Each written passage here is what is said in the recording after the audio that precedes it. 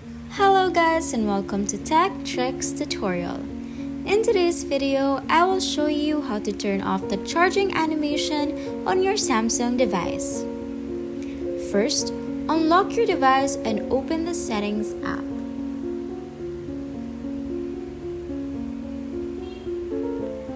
Once you're in the settings, scroll down and tap on Accessibility.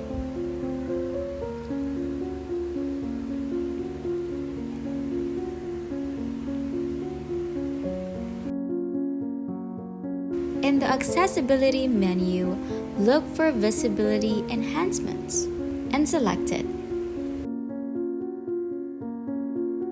Now find the option for Remove Animations.